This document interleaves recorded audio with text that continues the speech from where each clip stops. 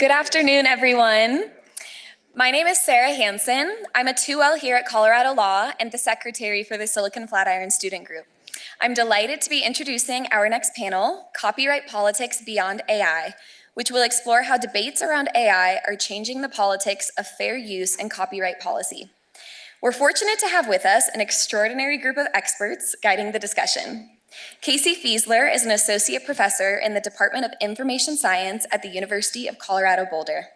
Casey's research has made her an influential commentator around technology ethics, AI, creativity, and inclusive platform design. Meredith Rose serves as Senior Public Policy Counsel at Public Knowledge, where she uses her expertise in copyright, AI, licensing, free expression, and fan cultures to help shape public policy in DC. Aram Sinnreich is an author, musician, professor, and PhD director at American University's School of Communication. His scholarly work focuses on the intersection of technology, law, and culture, with an emphasis on music, data surveillance, and copyright.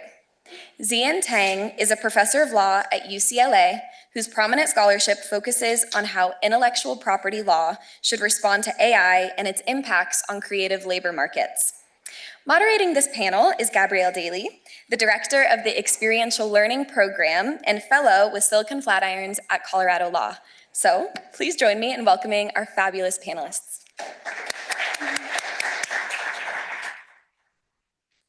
Thank you so much, Sarah, for that kind introduction. Welcome, everyone. So the goal of our second panel here is to explore how these debates about AI that we've been hearing so much about are changing the politics of fair use and copyright policy.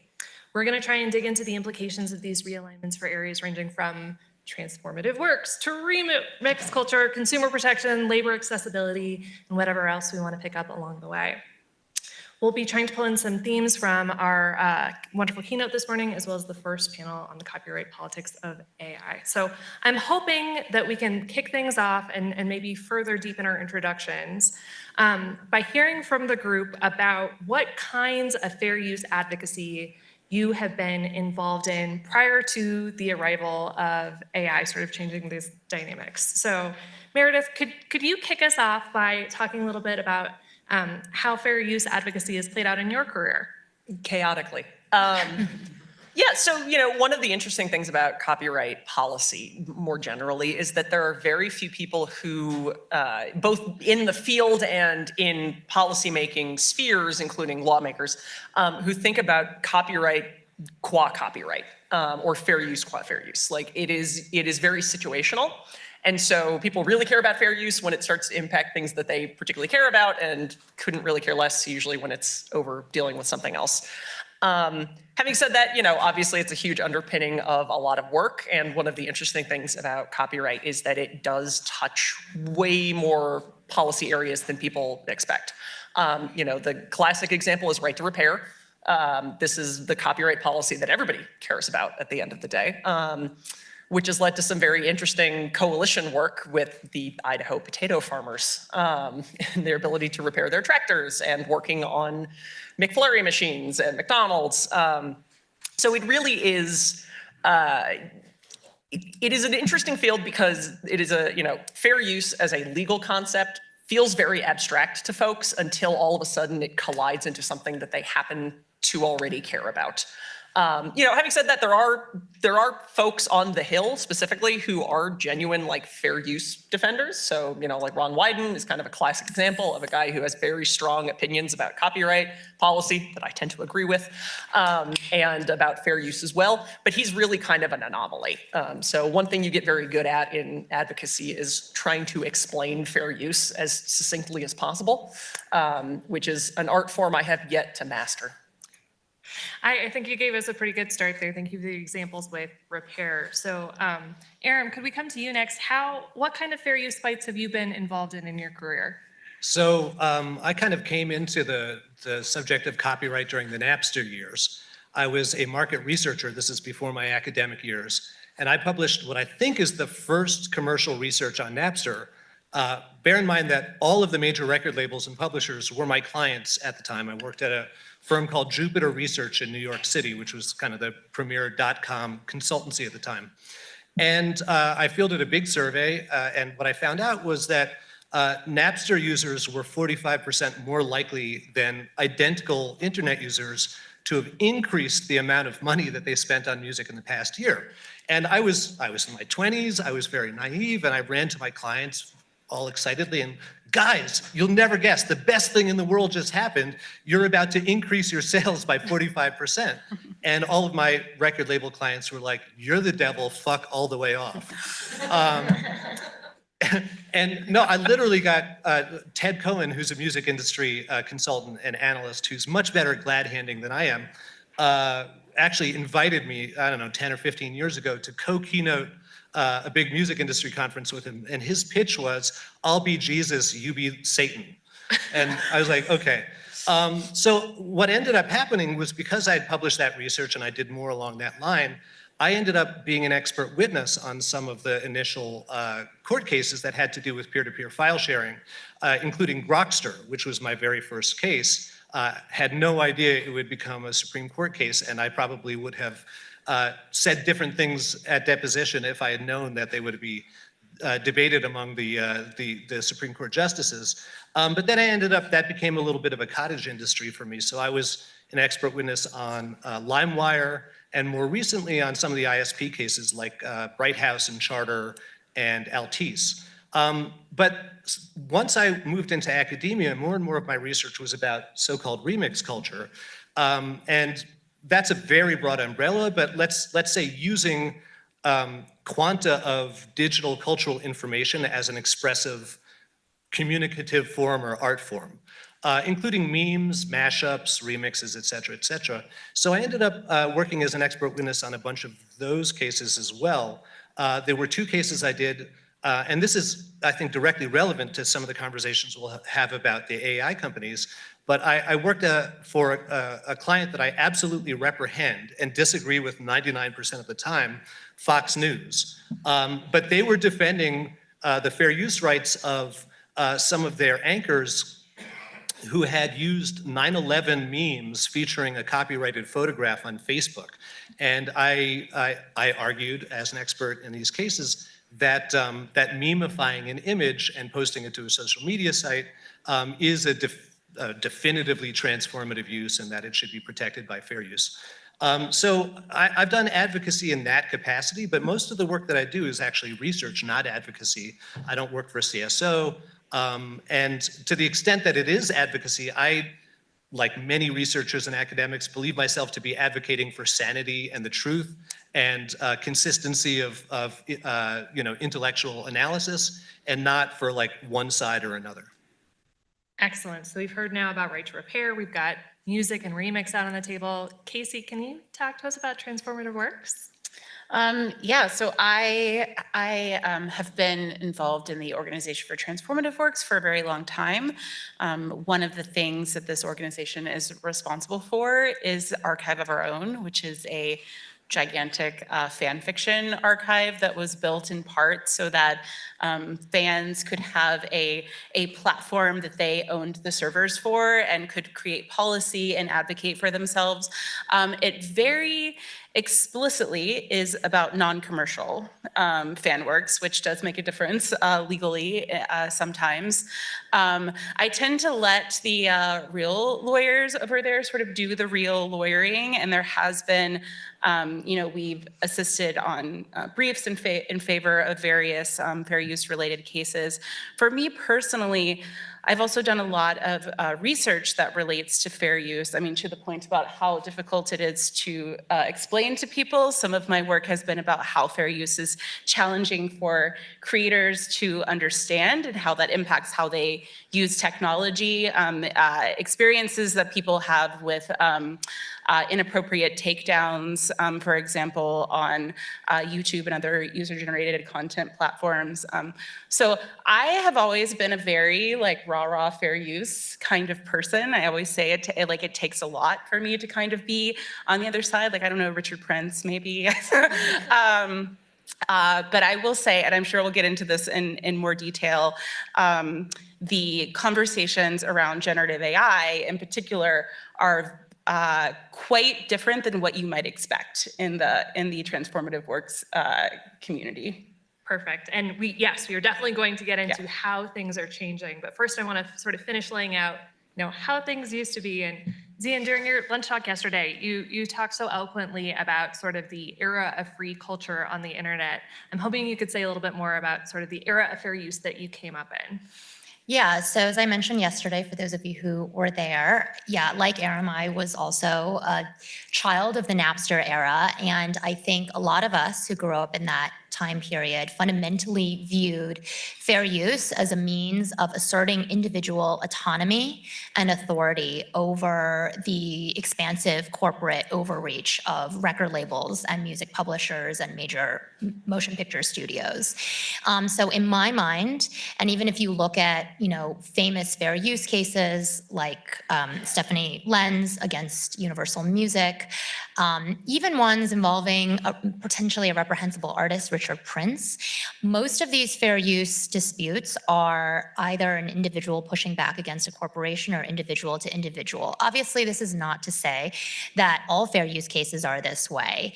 But I do think that the systemic defense of fair use by large AI companies, I think, has introduced a rift into this scheme in a way that also tracks some interesting developments in the way that online culture is created. And so obviously, during the Napster age, also around the same time that YouTube was coming up, it was a free culture of sharing where mostly people who are posting videos were amateurs. That is not the world that we live in today, right? People view platforms like Instagram and TikTok and YouTube as fundamentally no different from platforms like Uber and Postmates, an ability to gain some sort of autonomy while also importantly making a living for themselves, but maybe under their own terms.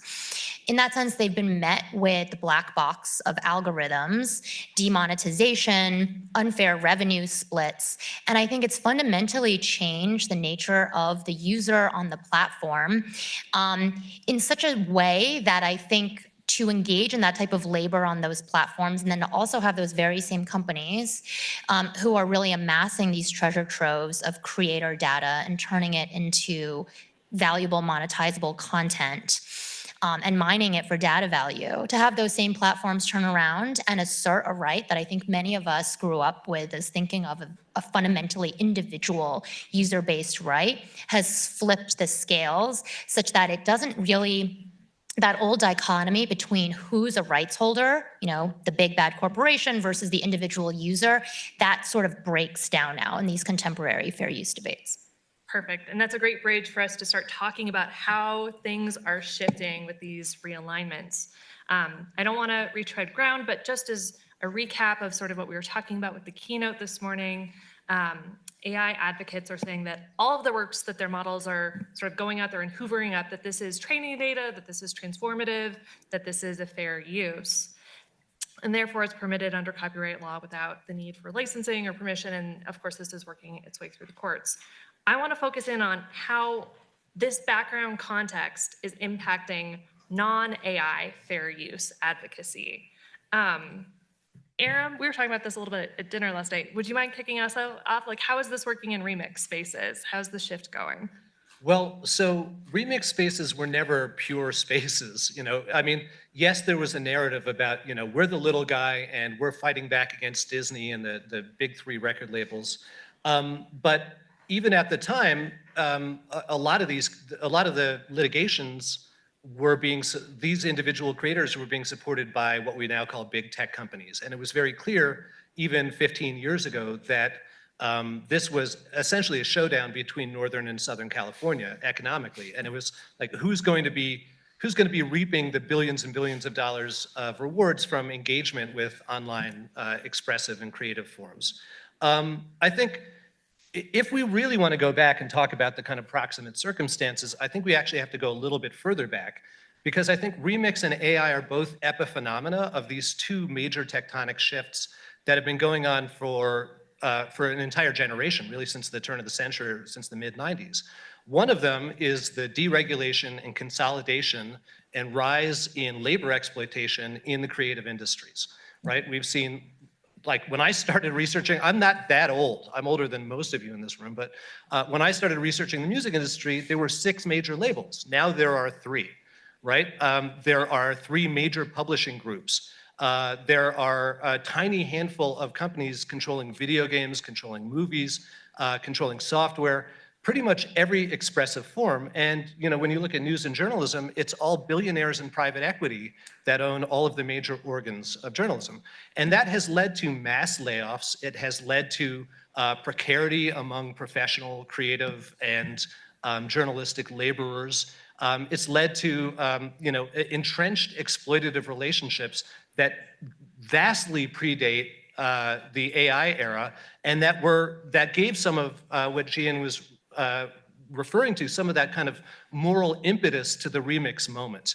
But at the same time, there's this other tectonic shift happening, which is the quantization of culture. Essentially, our ability to use computational analysis to make sense of cultural expression, which has a number of side effects, one of which is our ability to chop it down into little itsy-bitsy quanta that can then be fed into a machine learning model or remixed in a remix or mashup, but also creates this new kind of set of knowability or a set of metadata about cultural information that then becomes a new form of commodity, which can also be monopolized and can lead to exploitative labor relations. So I think those 2 tectonic shifts kind of came to a head in the remix moment. And as Xiyin was talking about, there was this perception that the quantization of culture was enough of an epistemological shift or enough of a shift in the means of production that power relations could be realigned and monopolization of cultural expression could be broken up and redistributed to the people. This time around, the same thing is happening. We have the same potential for realignment, but nobody actually believes that it's going to lead to greater power realignments, in part because, as Xiyin was talking about, this time it's not individual creators, but Sam Altman and Mark Zuckerberg, who are going to the table claiming fair use. But also because, like fool me once, shame on you, fool me twice, won't get fooled again. People are just kind of exhausted from those battles, and anybody who remembers them knows that that we shouldn't expect to, any kind of meaningful redistribution of social power resulting from them. Actually, do you mind if I piggyback on that a little bit? One interesting sort of we've had this very unique, I think, kind of rhetorical inversion about, and it's somebody who spends a lot of her time not only sort of in the policy thinking about copyright world, but it's in the real nitty-gritty of politics. Even just in the last decade, we have shifted from a model where fair use is seen as a bulwark against an oppressor, like a socially more powerful oppressor. Now that is flipped, and individual copyright claims are seen as a bulwark against oppressors, except the oppressors are bigger tech companies. And sometimes they're also entertainment companies. Like there are, you do occasionally see, not nearly as often, but you do see folks trying to sort of flex individual copyright claims against much larger entertainment companies. But it is seen as this sort of now this tool of like individual autonomy in a world where the walls feel like they're kind of shrinking in on folks all day. And the reality is that like copyright is a very powerful tool. People in various formats, and I can't speak to all of them because I am fundamentally a copyright nerd.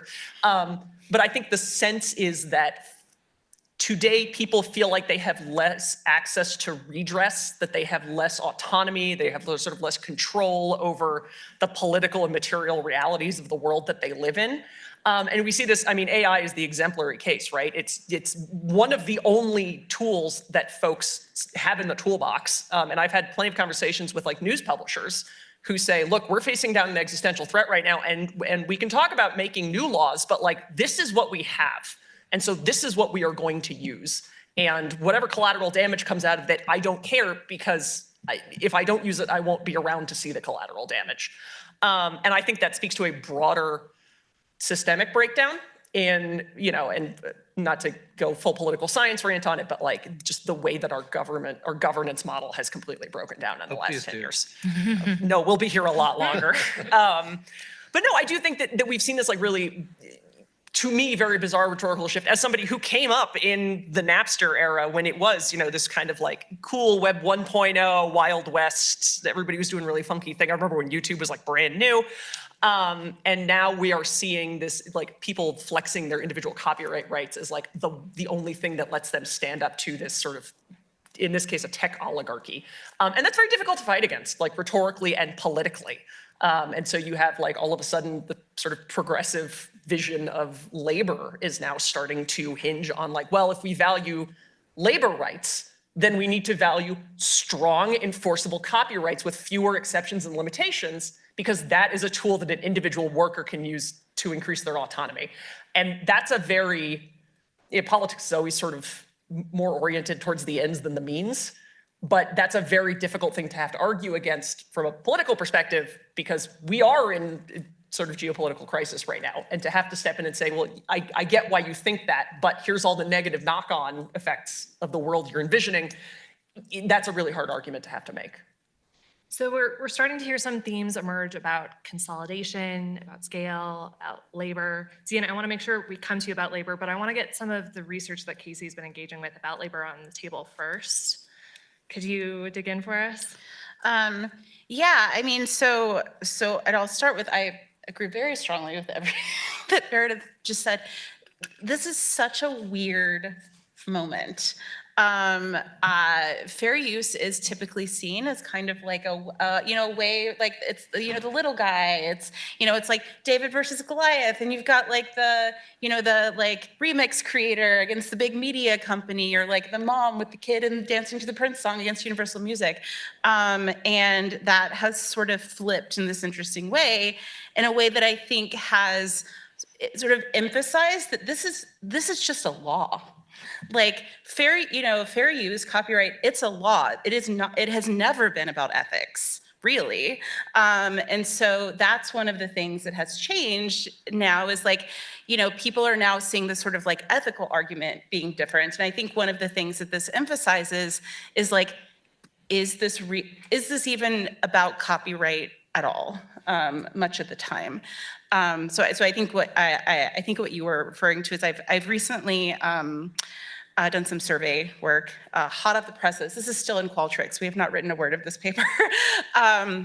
We were asking people how they feel, like their perceptions of training data, when that training data is not like published books, it is all the stuff on the internet.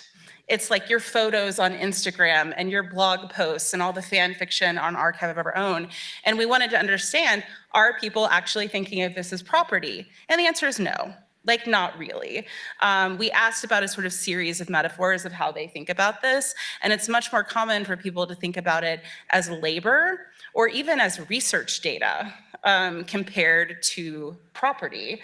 And I think that, one of the things this emphasizes for me, and also just the many conversations that I've had with people, especially in social media comments over the past few years, is that like there is this copyright question because that's what we have, right? Like that's the law we have to deal with this right now. That's why this is happening. But I feel like the more like ethically profound thing here is you are using my stuff to create a technology that could replace me. Like that's why people are so upset. I think that, even writers, and I have a lot of professional author friends who have talked my ear off about how much they hate AI. But even them, it is about copyright a bit, but I think that it's more about that. And so the way that people feel about this, I think is about so much more than copyright. It's about labor and autonomy and dignity and these kinds of things as well, which is we don't have laws for dignity and autonomy, at least not in this way, right? Perfect. So Xiyin, we've been talking so much about IP as a form of labor law, and I know that your piece is squarely focused on this. So could you talk a little bit about how the AI as fair use dynamic is creating political capital for artists, or how are they dealing with the existential threat from AI to their livelihoods? Yeah, I mean, maybe I'll take a broader frame first and start with how I think copyright is really relevant in the fight that labor is currently having against AI. And so I interviewed a lot of the striking writers who went on strike in 2023 when their collective bargaining agreements were up with the major motion picture studios. And from where I sat and from where they sat, the copyright ability or the lack thereof of AI-generated works, the fact that you cannot protect AI-generated works, which is a core facet of copyright law and is one that is debated and obviously in flux, as we heard this morning, was the number one thing that gave the writers the leverage they needed to bargain with the studios. The studios gave a lot of concessions on AI, which was the number one thing that writers cared about. They went into the strike caring about this thing called residuals, which is basically about how much they get paid for reuses of their material. And then when GPT launched and it was amazing, they pivoted and the only thing they cared about was AI. And from the studio's standpoint, they were like, oh, these are actually easy gives because AI-generated content isn't copyrightable. So we're going to agree to things like, even if we use AI-generated content, we are still going to pay writers the same residuals that they're owed anyway and credit them on the script. Why would they do that? It's not altruism. It's because they have to credit the writers on the script. Otherwise, it doesn't get copyright protection. So to me, copyright is actually a core part of what allows for labor bargaining. I think if you take that away, and if the law changes, as it very well might in common law or by statute, the workers are going to lose a lot more leverage. And then on the consolidation point, which I 100% agree with, I also think that's a problem of copyright's making. Copyright has been for so long focused on the creative output, the work itself, that they have not cared at all. These firms have gotten larger and gobbled each other up. As I mentioned yesterday, right, the entire premise of copyright is we want to put as many works out there as possible, and bigger firms are just better positioned to do that. They can do that because obviously they have more resources. They can do that because they can spread risk across many different projects, all of which, means that we will allow Sony to buy up EMI and for the 6 record labels to shrink to 3 and the 6 music publishers to shrink to 3. What does that do on the labor bargaining side? It means that there are fewer buyers of labor, right? And antitrust has long cared about that, and it's just not something that we've talked about, even though we agree from an IP perspective that consolidation really hasn't been great for creators. So I want to start talking about venue a little bit more specifically, because I think we've sort of been talking about the political context writ large. And to start making this transition, Meredith, as a fellow copyright nerd, can we talk about the 1201 triennials? Oh boy, can we? So we are both done with the latest triennials and of course necessarily gearing up for the next triennials in 2027. Any thoughts on how these dynamics are going to be impacting some of the arguments for our longstanding exemptions, like repair, access for people with disabilities, nonprofit text and data mining research? Yeah, so I think it depends. I think this is one of those situations where, unfortunately, and due to the structural nature of 1201, we have had to re-argue the same sets of exemptions that have won since literally the beginning of this millennium. So things like accessibility and right to repair, and we have to relitigate those every 3 years. Slightly broader in scope, like gaining a couple inches here and there, but again, we have to keep revisiting these things. And one of the values of repetition, as exhausted as it makes the advocates, is it does really drive home just how stupid some of these fights are.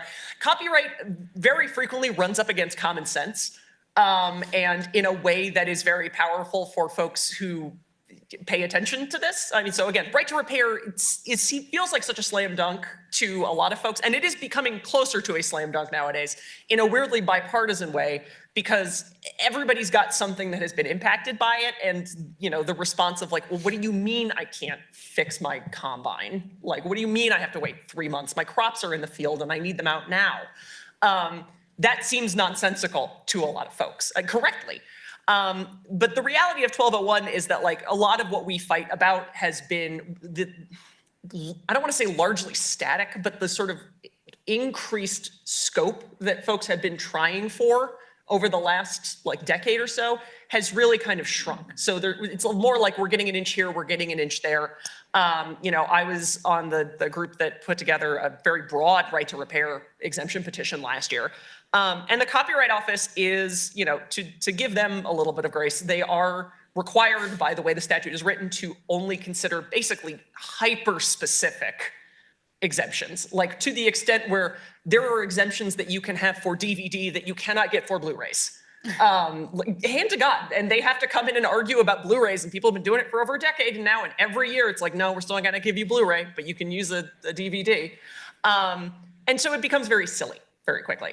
And I think some of that is just exhaustion, like the process itself is very taxing. It is less taxing. They've done some structural reforms so that it does not suck up quite as much time as it used to, but it is still like very annoyingly intense, and it still falls into this sort of trap of if the rights holder decides not to participate, then definitionally the Copyright Office cannot get all the information they need and the petition will be denied. We have had this happen. We worked a couple years ago on a petition for an exemption for avionics, which is, the very short version is that all onboard aviation computers are really made by, all engines essentially now come with a bunch of computer parts that take in sensor data from the wings, from different parts of the plane. Some of these are federally required for safety metrics. And as part of the federal safety requirements, you have to audit them periodically.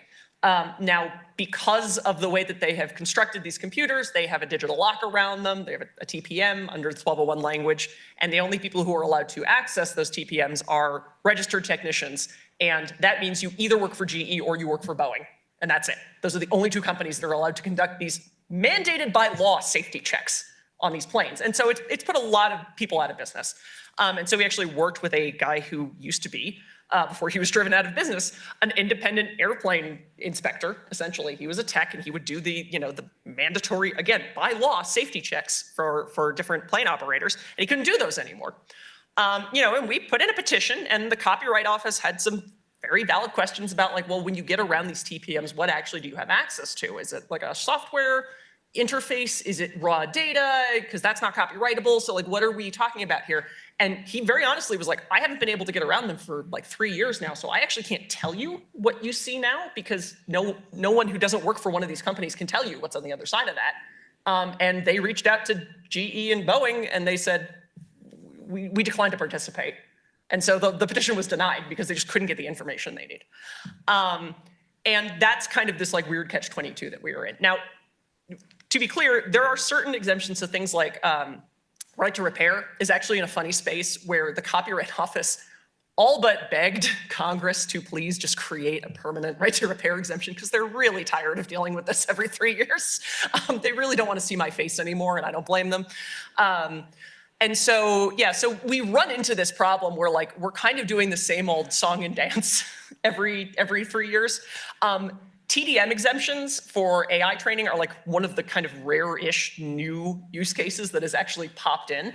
And that gets very snarled very quickly, partly because, again, AI is still, by the standards of tech policy, a pretty fresh field. And 2 years ago, we were still developing vocabulary to even address some of these questions.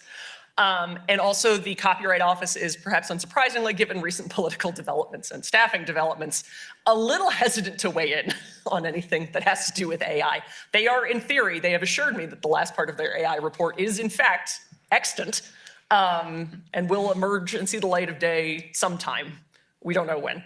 But yeah, it's a very messy process. There has been some push to reform procedurally right now, but I think the reality of the stalemate, as Professor Samuelson described in her keynote, the grand bargain still holds, and everyone is afraid of sort of staring too directly into the sun, lest all of a sudden everything get blown apart. So let's start talking about how things are maybe falling apart or realigning. And to do that, I want to talk about, like, as an advocate, when you're showing up, whether it's at the 1201 triennials or you're talking to a policymaker, are you trying to align yourself with AI in your non-AI fair use arguments? Are you trying to distance yourself? Like, what is the strategy that you're thinking through as a non-AI fair use argument person? It depends on who you're talking to. My colleague Harold Feld, I think, has one of the great truisms of policy work, which is that policy isn't about getting people to do the right things for the right reasons. It's about getting them to do the right things for their reasons. And their reasons may include yay AI and they may include screw AI. As long as they get to the right answer, they can have whatever reasons they want behind it. So I think it depends. I will say, AI companies, despite being, folks that we agree with in a lot of cases, are also our worst enemies in terms of just being a palatable messenger for some of the same arguments that we would like to make. So it really depends on who you're speaking to. I think there's a sense, certainly on the progressive sort of wing of the Democratic Party right now, there's a lot of skepticism about AI. Republicans are a mixed bag, but copyright has always been a weirdly, very strange sort of partisan valence. It can go both ways. So the unsatisfying, very lawyerly answer to that is it really just depends. Depends. So I want to get our other panelists involved in this part of the conversation. How are you feeling about these sort of long-standing fair use fights that we've been having in this new era of AI arguing for fair use? Well, I'm still pretty firmly convinced that machine learning is fair use. I mean, we call AI, but it's not AI unless you're drinking the Kool-Aid. Nobody actually believes we're anywhere close to artificial general intelligence. And, the kind of spicy autocomplete crew has demonstrated, I think, pretty consistently that their analysis is correct, right? These are statistical models trained on billions and billions of individual works.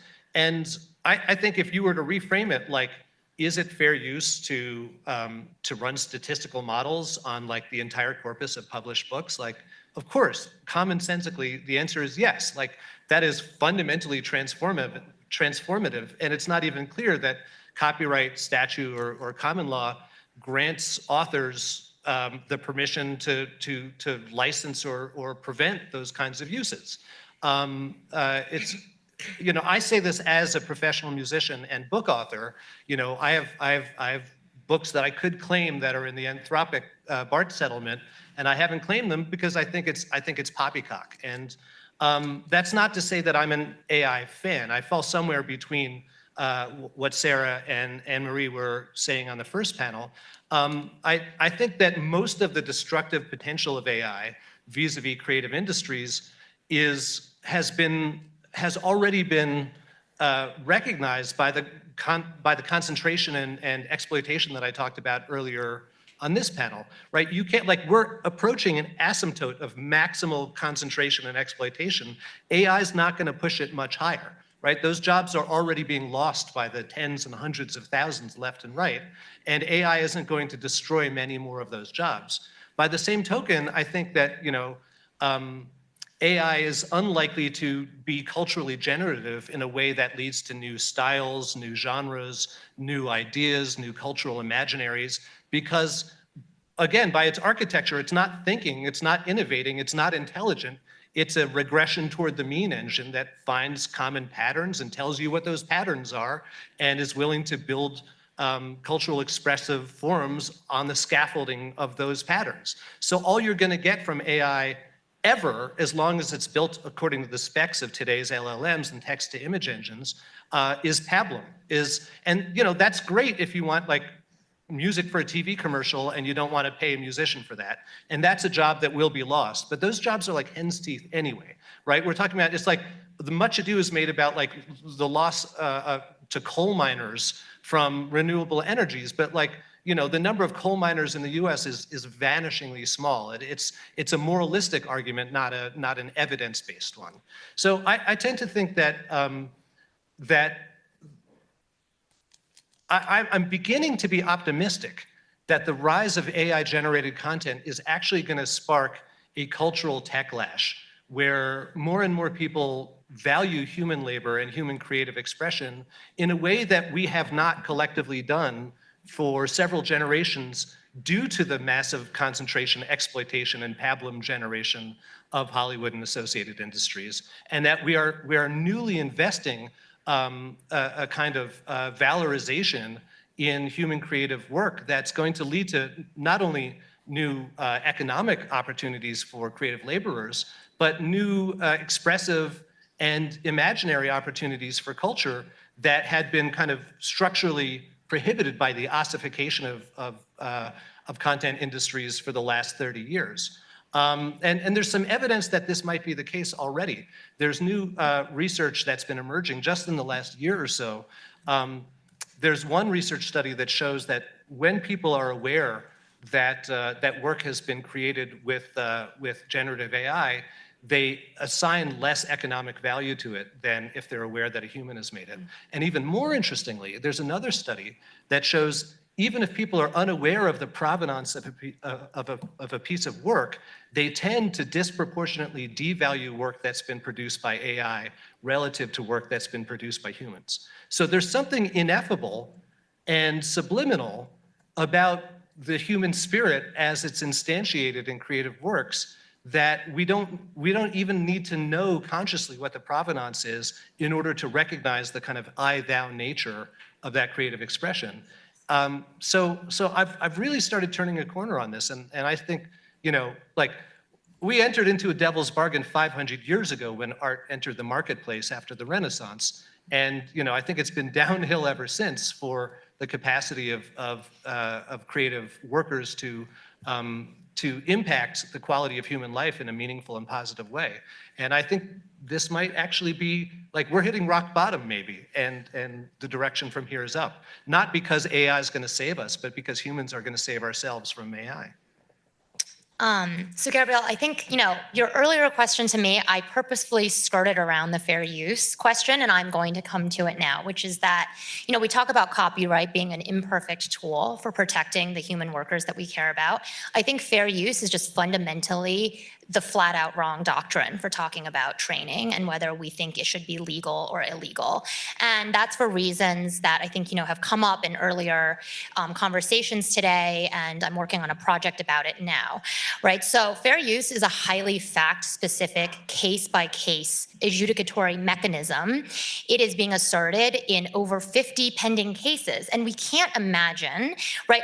As a practical matter, we can't imagine that every judge is going to come out the same way. So what are you going to do when you have a pockmarked landscape where one judge, even in the same judicial district, says, oh, it's fair use, this is not fair use, right? But when we talk about the question of should training be fair use, I don't think we're ever asking the question of, is Meta's training fair use? Is Google's? Is Anthropic? We're asking for, you know, what class action scholars call global peace. So the ultimate question of should LLMs pay something to rights holders or should they not? That is just not a question that fair use can answer. It can't answer it because these classes are enormous. As Pam mentioned this morning, there's so many different types of works. Fair use cares and has cared in doctrine about what types of works are being used.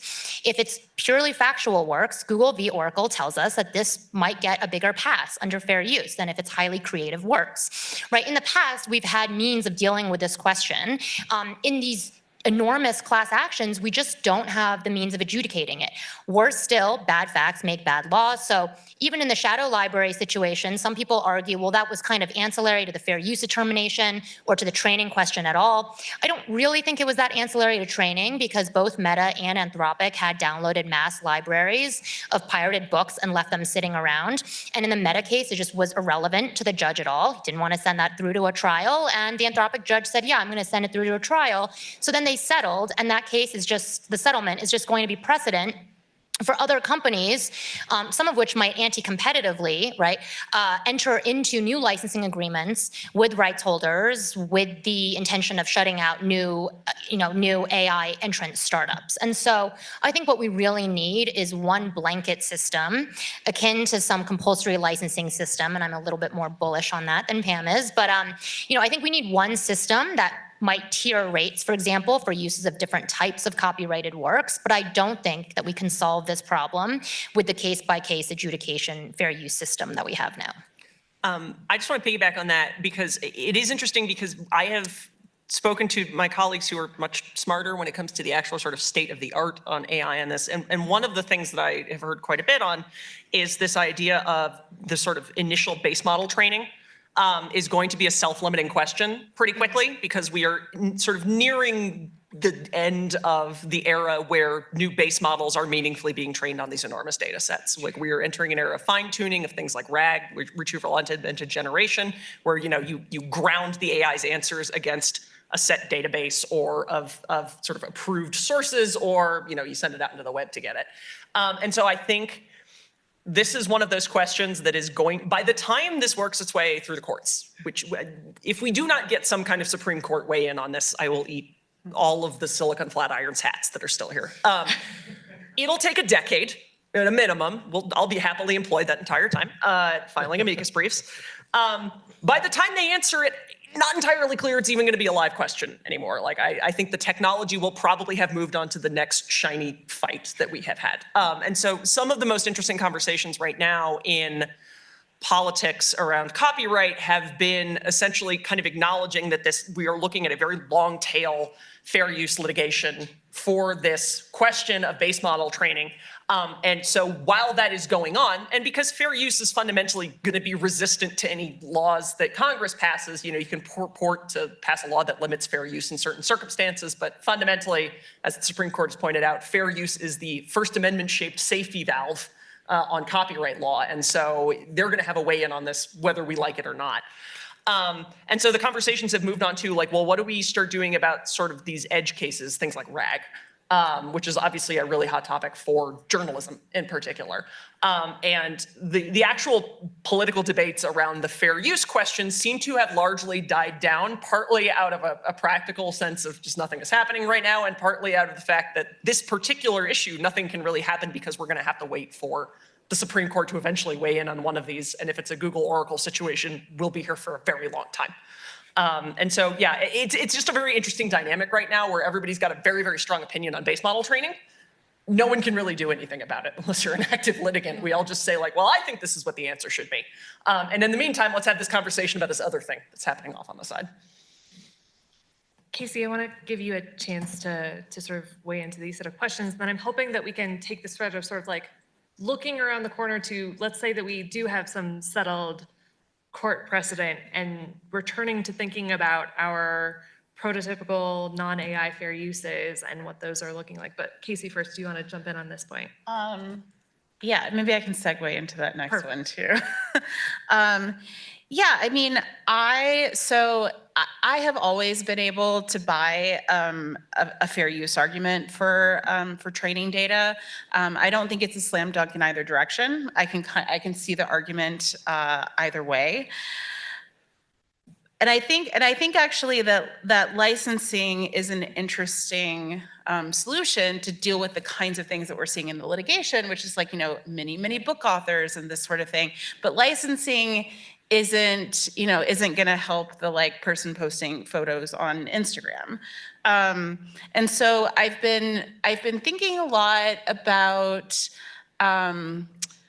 again, sort of beyond copyright, like what's happening here. And part of the issue is that copyright and IP in general is sort of about, it's based on the assumption that someone wants to profit from the thing that they're doing. Right? I mean, if you go back to the story of the person who spends 10 years writing a novel, and that if someone can copy it right away, they can't make any money. And what that has always missed are all the people who want to create things for lots of reasons other than making money, right? I mean, and this is one of the reasons, we ended up with Creative Commons. And I'll go back to FanWorks creators again, because I think they're an excellent example of this. They exist in this gift economy, right? So you create and share fan fiction and other types of fan works, not because you want to make money from it, but because you want to give something back to the community, and what you get back is adoration. You get back, Rebecca Tushnet refers to this as payment and credit. So actually, one of the things that I found in my research a decade ago was that there's two extremely strong social norms in fandom communities related to copyright. And one is non-commercialism, and the other one is attribution. And Gen AI systems destroy both of those. And again, it's this like moral thing. It's this ethical thing. Like attribution isn't even part of a fair use analysis. And so I always thought it was interesting very early on. People were surprised to hear that FanWorks creators seemed to not support the idea of training data as fair use, because this is a community that exists, because of it's the only reason they can do what they do. My friend Mel Stanfill, who is a fan studies scholar, I knew had just done a survey of FanWorks creators about AI, and so I messaged them a couple of days ago and asked if they had findings, and they sent me a draft of the paper, which was very cool.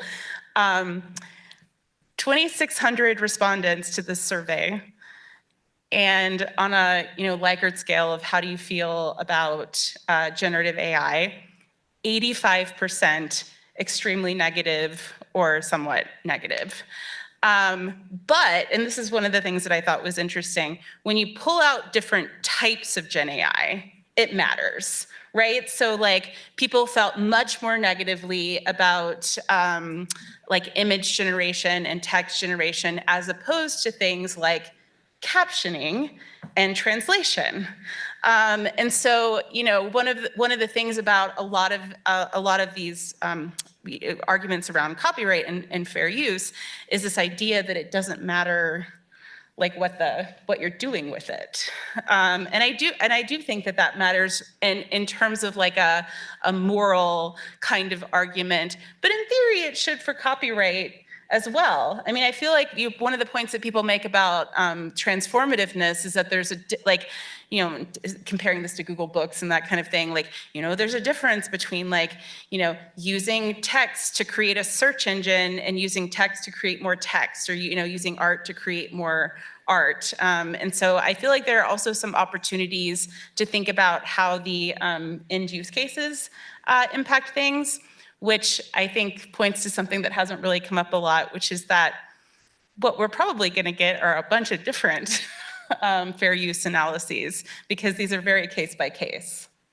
Just to add a little bit of extra research to support the point that Casey was making, a while back I did a series of surveys within creative communities, both with creators and with fans, and I avoided using any legalistic language, A, because it comes kind of pre-packaged with hot takes, and B, because nobody understands the law outside of rooms like this, and I barely understand the law.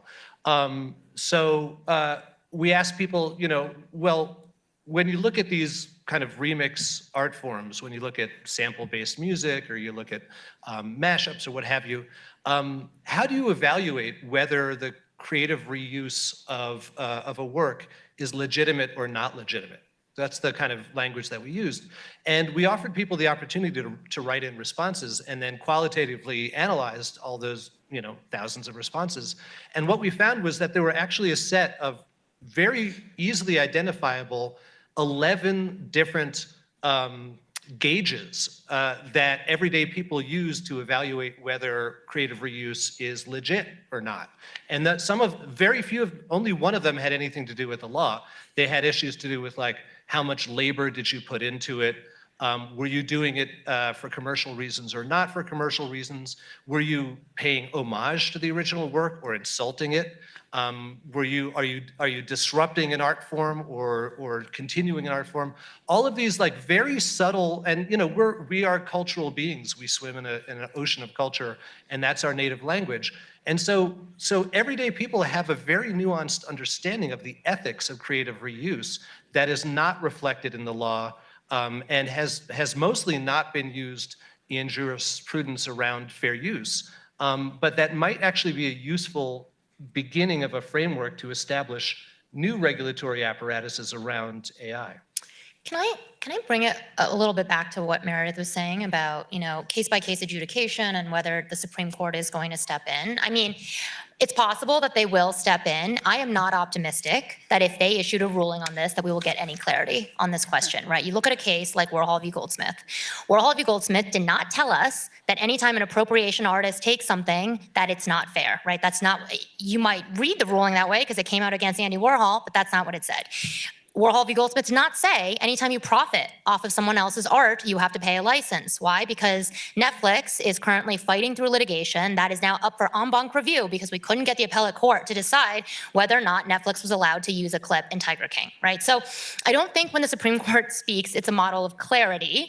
I think you're going to see a lot more litigation around this. And I guess I question whether that's where the resources are best spent, is just having a lot of lawyers duke it out in the courts versus, I make a parallel analog case to the Spotify music litigation in this project that I'm working on that I think is a really good counterexample. So when music streaming came into play, there was a lot of questions about Section 115 of the Copyright Act and whether all these streamers had to issue these individualized, what's known as notices of intent.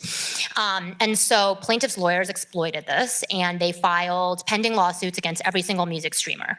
There were something like 12 pending lawsuits, 15 pending lawsuits at the time that the services and the music publishers got together, lobbied Congress for legislative change, passed this thing called the Music Modernization Act. Spotify had individually already settled at that point. Full disclosure, I was, at the law firm that was representing Spotify working on this settlement. And so Spotify was kind of out of the game already, but obviously you have one party that settles that does not answer the question of the overall question of whether streamers need to issue these individualized notices of intent in order to license works for their platforms. And so only the MMA solved that problem. And then as soon as the MMA was passed, instant end to litigation. And I just don't think if you even get the Supreme Court ruling that we're going to get there in that, in that safe world where we know exactly what the rules are. Oh, I 100% co-sign that. We're going to end up with an 11-step test. I remember Star Athletica. That was, we took 10 tests and then we came out with an 11th and didn't even really obviate the first 10. That was my first SCOTUS amicus case. What a time. I think one of the and this is sort of to loop back around to the bigger question of politics, and I think everybody, and Casey in particular touched on this, is that copyright law is, as a general matter, has been sort of one solution duct taped to another for, well over 100 years at this point. But it was built with a very specific economic model in mind, an economic model of creation, which was arguably not even true at the time that it was developed, but it was for a very long time seen as industrial policy for a reason, which was that we had these sort of major, we always in some sense had this romantic notion of, the person who goes off and sequesters themselves for 10 years and comes out with the great American novel. But the reality is that when we legislate, we tend to legislate toward the biggest interest group that we can in order to sort of simplify the problem. And I think AI has really, if it's good at anything, it has been good at highlighting exactly where all the cracks in the system are. We're speed running every crack in the copyright system right now. And I think everyone's got different opinions on what those cracks are, but we're all very aware of them. And so, copyright as a model is a very bad fit for creative expression as an entire class. And now that we are all online, and I am, whether I am conscious of it or not, generating copyrighted material all the time, which then other people are interacting with all the time and potentially bumping up against copyright law all the time, it's got a lot more immediate, I don't know, there's a better word for this. It's got more oomph to it. As a policy person and a lobbyist. I will give credit to one of the major sea changes that we've seen even in the last decade that I've been working on copyright policy, is that we have shifted from this model where it really was industry against industry fights, and it was treated as such. And who the opposing industries are going to be different at any given time. Everybody, if you have not read Jessica Lippman's Digital Copyright, please go read it. It's a fantastic, you have a never-ending cycle of, you've got a sort of, allocation of rights and responsibilities, and then there's a new industry upstart that comes in and they eat everybody's lunch and they flip over the table, and then people spend several decades screaming at each other about player pianos. Those are some incredible hearing transcripts, by the way. The player pianos ones, people were about to throw hands. And then, you spend several decades arguing about it and horse trading in back rooms, and then, for a system that is not ultimately rational but kind of buys everybody off. And then before the ink is even dry on the new Copyright Act, there's a new technology that shows up, eats everybody's lunch, kicks over the table, and then we just begin the cycle again. But that has almost always been industries versus industries. Now, like educational institutions and libraries have always been kind of the black sheep of this entire model. But at no point were end users really a consideration in any of this, up until very recently. And I would say the last 10 years in at least the political valence of these debates have actual consumers and internet users been seen as a constituency in this. And AI is really putting, you cannot talk about AI training without talking about the fact that they are trained on the data just put out by like regular schmucks like me. God help them, my Reddit comment history got ingested by something. And so all of a sudden, yeah, it's a very, very real thing. Like I am a stakeholder, Casey's a stakeholder. We're all stakeholders because all of our stuff has been ingested by this.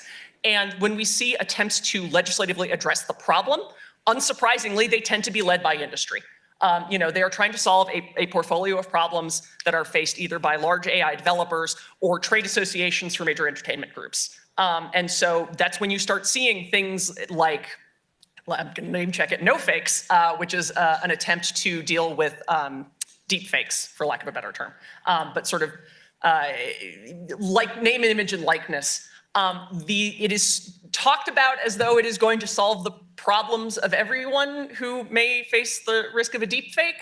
But the reality is it's built on a threat model that is very specific to specific entertainment industries. It is not reflective of the threat model faced by myself as a private citizen with a sort of middling social media profile, and definitely not reflective of the threat model faced by my friends who don't have a social media profile. And so I think those cracks of, there's almost like a stratification of not only prioritization, but of just what the reality of the problem is for each class of people affected by this. I think it has never been clearer how big those gaps are. So one of the tensions that I think we're identifying and doing a pretty good job pulling the threads on here is, so maybe copyright isn't a perfect solution for all of these issues, right? We've been talking about how there's mismatch between the norms of different communities, and I have artists in my family who I also have had some fascinating conversations about, what is moral in art creation versus what is fair use, and how those things don't map neatly onto our copyright law. And we've been talking about antitrust and concentration of these industries. And also, as copyright does, it has showed up. It is the thing that we have, right? And it is the tool that is trying to tell us whether these uses are fair, right? And we've talked a little bit about the different interests that are behind those and pushing on those things. But I want to try and peer around the corner a little bit and say, like, okay, whether it's a collective licensing solution or our 59 different cases, let's try and imagine a world where we have some settled law saying, yep, AI, this is a fair use.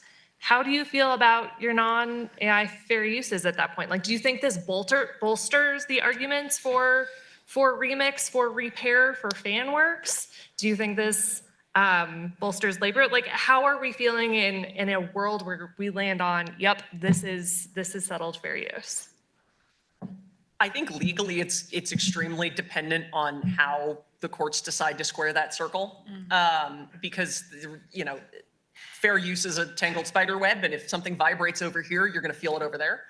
I think politically, I've heard people use, especially around the time of the Register of Copyrights getting sort of unceremoniously, I'm going to put dismissed in scare quotes, purportedly fired. There was a lot of fear about fair use becoming MAGA coded, that because of the alignment between, or the perceived or real, pick your poison, alignment between major AI developers and tech companies and the Trump administration, that had sort of poisoned the well and talking about fair use. And so that when we talked about it, we needed to find a new way to talk about it that didn't make us sound like we were coming in with red baseball caps. And it is hard. And I think, part of it is whenever you have those kinds of monumental decisions that come down and kind of may or may not fundamentally change the dynamic of how we have these conversations, it takes a while for the dust to settle. When GPT came out in 2020, like summer of 2023, everything exploded, and all anybody could talk about, it was all sci-fi references, because that was the only vocabulary we had at the time. We were worried about Skynet, we were worried about Whopper, we were about the Terminator. And as somebody who, I say this as someone who reads too much science fiction, people need to read less science fiction when they're legislating, maybe. But yeah, I think it's going to take time for the dust to settle. If I had the answer to that, I would be in private practice and a lot wealthier than I am. If remix is any indication of how this is going to go down, it'll take an entire generation for the dust to settle. So when I was first doing research on the ethics of sampling, 20 years ago, at that point, all of the case law, with the one exception of Campbell, which was the Supreme Court case that you're all probably familiar with, that said that Two Live Crew was making a parody when they did Oh Pretty Woman. Other than that, all of the case law on music sampling was against. And you had these rulings like Grand Upright and, God, what was the one with Bridgeport v. Dimension, where basically judges were saying, yeah, fair use doesn't exist when it comes to sampling. And the law is based on the 10 Commandments, thou shalt not steal, these kinds of absolutist perspectives, like this is categorically not even conceivably something that could be fair use. And when I was interviewing people at the time, they were saying, well, just wait until all the kids that grew up listening to hip hop are sitting on the bench and sitting in the jury boxes, and then things are going to start to change. And lo and behold, flash forward to the late teens, you get all these cases, you get Jay-Z's Run This Town, which is considered to be a de minimis, first de minimis in sampling outcome.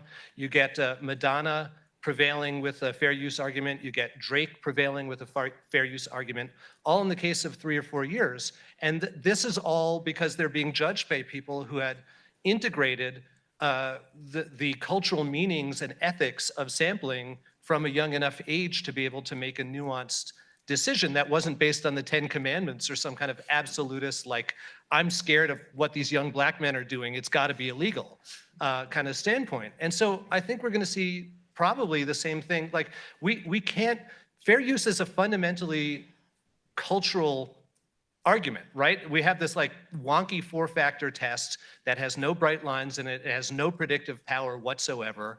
And as numerous legal scholars have complained, it forces judges and juries to be, art critics. And yet it somehow works with mature forms of creative expression because we're all able to be critics to a certain degree. So I would guess that 10, 15 years from now, when people who grew up using Gen AI are sitting on the bench and in jury boxes, then we'll have some kind of credible and lasting fair use jurisprudence. But until then, I'm not waiting up. Yeah, I guess I wonder about, the relevance of fair use in the overall landscape, and your discussion of the cases made me think of that, because it's true that there were all these fair use victories following Bridgeport. But really what you have now in the music industry is private ordering that falls way outside of the scope of that, and interpolation credits being issued left and right anytime an artist is viewed by the public as having plagiarized. Olivia Rodrigo allegedly plagiarized like 5 different artists when she released a 10-song album, and then she ended up issuing credits to everyone, right? These disputes are fundamentally settled outside of the strictures of law, and I think that even is true for all the community norms that Aram and Casey have brought up. And I did a similar study with fine artists after the Warhol decision, and it's the same, right? Artists adhere to their own community norms. They don't really look at what the law is. And this is, Bob Ellickson has a great canonical paper on this in the real property space as well. And so I guess I wonder about, moving forward in the AI space. I think, Meredith, what you said about what's going to be the most valuable types of data for AI companies moving forward, we don't know yet. Some have prognosticated that it is going to be UGC, all the content that everyday users who aren't necessarily authors, as copyright law would view them, are generating, right? But those types of content we are already willingly giving giving platforms the ability to use as training data through the terms of service. And so for anyone who hasn't done so yet, if you don't want the stuff you post on LinkedIn to be used for training, you have to go into the settings and opt out. And it's done in coercive language, like, do you want to help make this product better? Please opt out if you hate the world and don't want to make the product better, right? Like, and so, you know, this is the landscape we live in. And so I guess I wonder about the continued relevance of either copyright in this discussion and most definitely about fair use. So we're starting to get to wrap up, and I want to make sure that we have time for questions, particularly a question from a student. So to close us out, just very briefly in a couple of words, we've heard about how bitter the first round of the copyright wars were. What are the vibes of this part of the copyright wars? The vibes. Rancid. No, it is interesting. I will say that so again, speaking as somebody who spends a lot of time talking to Congress, trying to tell them why I have all the best ideas, one of the things that was sort of a truism prior to 2023 was that creative industries were very good at showing up in lockstep for one another on copyright debates, even in situations where they had no dogs in the fight. So there was an entire, in our attempt to get a right to repair exemption for 1201 recently, we filed, and we were talking about Taylor ice cream machines. And Taylor did not send a representative to that. McDonald's did not send a representative to that. The RIAA sent a representative to that for some reason. You know, MPA was there. I did. You know, it was just, it's a kind of an odd, you know, and you get used to seeing this in copyright land where they will always show up for one another. There's a lot of industry level solidarity on copyright. And then 2023 happened and everything kind of blew up. And, you know, some of the usual suspects, like the big sort of meta alliances of trade alliances on copyright, went like suspiciously quiet for a very long time because everybody was fighting from different angles on this. And so I think I don't even think like I don't feel that I can say that we are going to see new battle lines being drawn. I think it really is kind of every interest group themselves on this. A lot of the traditional alliances have fallen apart. Some new and kind of surprising ones have started popping up. I have seen that there's been a lot more sometimes begrudging dialogue, certainly between the public interest community and the user representative community and you know, groups that we normally find ourselves yelling at quite a bit. You know, there's been a lot of work on journalism specifically. You know, I spent years and years yelling about like link taxes and the JCPA and, you know, well, we need to give an intellectual property right to linking. And now we're having like very long and involved conversations with these folks because, yeah, that framework was garbage and we're not ever going to be a fan of it, but like there's a new sort of threat model and we can acknowledge that like, yeah, there is potentially a very real threat to local journalism on a systemic level. We need to be able to talk about what those problems look like and maybe how we can solve it without, you know, inadvertently or intentionally nuking fair use in the process. So it is a really interesting time. I think there's a lot, groups are approaching each other in new ways. And so I wouldn't bet any money on how this is going to come out. It's all still very much up in the air.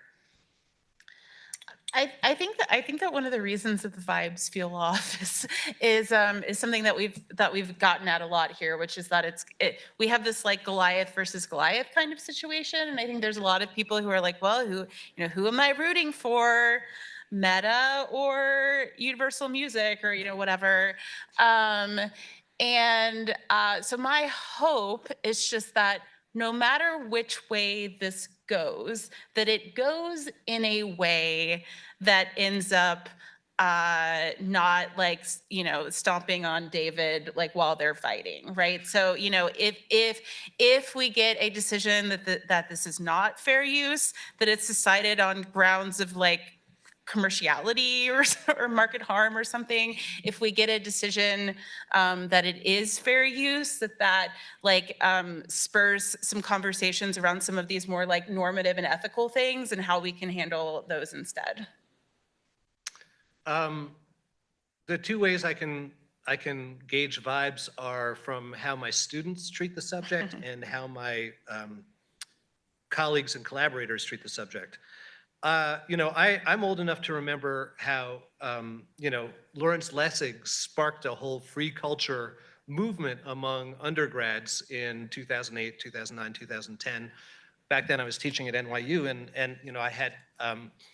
I had students come and ask me to be the faculty advisor to the NYU Free Culture Committee or whatever it was called. And those people went on to be, they're names that who were students back then who went on to be copyright advocates and reform activists. And that all died out with the rise of contemporary social media and streaming. The perceived harms of commercial monopolization disappeared once access to commercial content was ubiquitous and more or less free and legal. And my students just stopped giving a shit whatsoever. And I still teach, I'm teaching right now an mixed undergrad grad class on copyright and culture. And the students get it intellectually when I explain to them what the copy fight was about and where Lessig stands and where fair use comes in and all that stuff. But they're not morally invested in it the way that they used to be. You know who is morally invested is my agent. In addition to writing nonfiction, I'm also a sci-fi author, and so I have a literary agent because sci-fi pays marginally better than nonfiction. And when I was being approached recently by some attorneys for AI companies about maybe serving as an expert witness in some of these cases, and I told my attorney, my agent, because she was pushing us to file for the Anthropic settlement money. And I was like, by the way, I think I'm gonna be on this side of this. And she got really, really, really pissed at me. And we spent like an hour on the phone arguing. And she's a PhD who knows publishing industries way better than I do. It's her bread and butter. But ultimately her arguments were not evidence-based, they were vibes-based.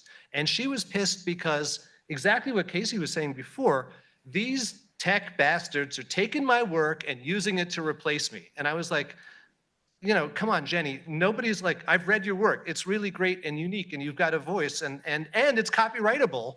Like nobody's gonna like vibe code their way into replacing you like on the romantic shelves or whatever. Like that's not going to happen. So what do you think the harm is? And all she could say was that the harm had something to do with the kind of like moral turpitude of tech companies just doing this to artists without their permission. And so I actually think that a lot of the momentum that came out of the artist rights movements from the remix era poured into the anti-big tech, anti-AI movement. But this time it's not in any way based on kind of evidence-based policymaking. It's all based on vibes. So Xiyin, I'll give you the last word to wrap us up shortly here on the vibes. Yeah, I mean, I second that. This has been a pet project of mine, wondering about how basically the legalization of streaming content has obscured, I think, the role of copyright in everyday people's lives. Formerly viewed as a barrier, obviously P2P, college students were getting, lawsuits or cease and desist letters at least, right? That kind of turned copyright holders into this big villain. But with the legalization of streaming, that big bad rights holder image went away. And instead it seemed like we're living in this world of plentitude, but in turn it's also empowered everyday individuals to think of themselves as rights holders, right? Everyone's a creator now. Everyone has something that they're hoping to sell and monetize on the internet. And I really have also noticed that shift amongst my students as well, in how they relate to copyright as a system. And because they now view themselves, I think the cultural reporter John Seabrook at the New Yorker described this best as sort of everyday users are now collaborators with legacy rights holders like record labels in the chancy enterprise of virality, right? That they have a very different relationship to property rights in a way that maybe is more pro-property, whether you want to talk about it in strictly IP terms or labor terms, like I spent time doing this and now I'm owed compensation. Either way, we're living in a very different world from, the free culture days of the early 2000s. Thank you. Okay, let's go ahead and open it up to a student for the first question. Could we get a volunteer? Students, you know, I don't like to cold call on you. Yes, we got a student right here. Thanks, Adam. Curious about the nationalism politics element of this, where lots of the framing from not just rights holders, but the AI companies themselves is that we are in this mortal race with China, right? The bureaucrats in Europe are doing it differently. Like, given that the US has been so influential for IP policy and the structure we have now, do you think that framing that's that we have Jensen, we have Zuck, and you guys have bureaucrats, like, do you think that's impactful for how policy is being made now? And maybe if the US is still leading those conversations?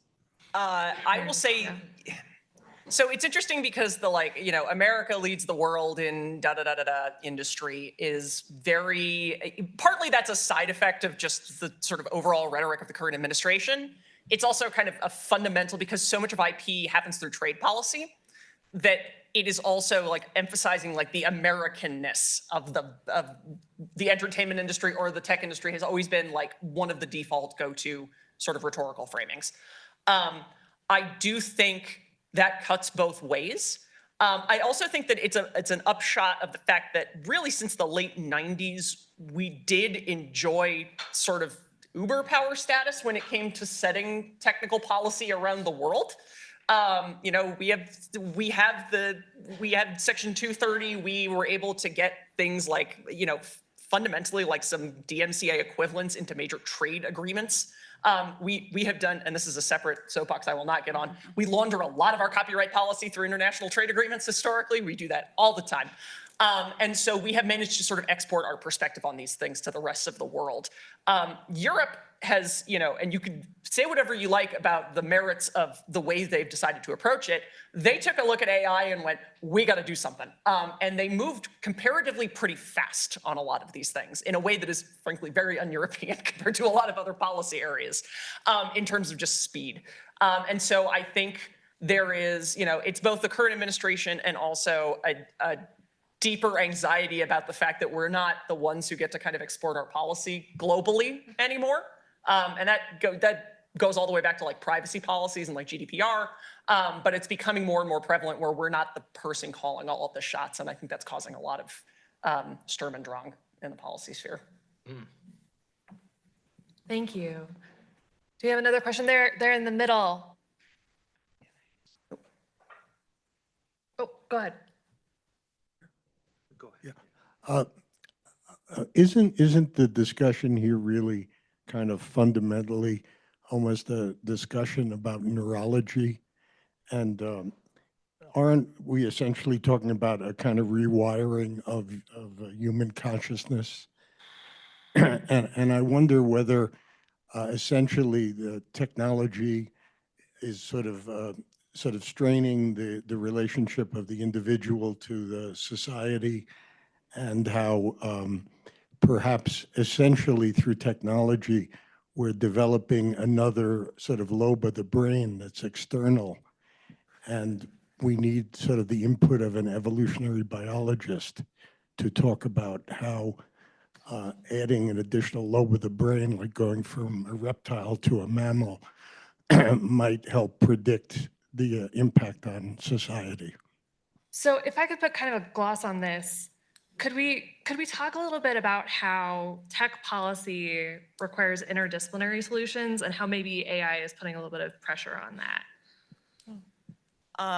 The only thing I have to say to this is that I'm a believer in the old saw that you know, politics is downstream from culture, and the reality is that culture, we have had to deal with the problems of humanity scaled up at so quickly in a way that we never had these problems of humanity at scale. And a lot of the problems with like social media are just humans being humans at a scale that we're not intellectually equipped to deal with. Like our brains are simply not wired to deal with feedback from thousands of people at once. And the law is also downstream from that adaptation. So we are kind of moving several steps at a disadvantage behind the pace of technological change on this stuff. I actually, and this might be a first ever, disagree with Meredith. Ooh. I think it's amazing how quickly humans adapt to these new information architectures and social architectures that the internet has provided. And it's evidence to me, and I've actually been working on a paper for way too long with a sociologist friend of mine named Nick John about this. It's evidence that our innate capacity for cultural processing and for social organization is much broader than what the affordances of our pre-industrial cultures looked like. Like, we were ready for, like, we knew what to do with the internet when it arrived. It wasn't all good stuff, like we do a lot of horrible stuff with it, but we knew what to do with it because I think we have these imminent capacities. So no, I don't think the technology is rewiring our brains. I think it's just allowing us to use aspects of our brains and of our cultural organizations and social structures that were not tapped in the same ways in the past. I think we've got time for one more question. I think I saw a hand here in the middle.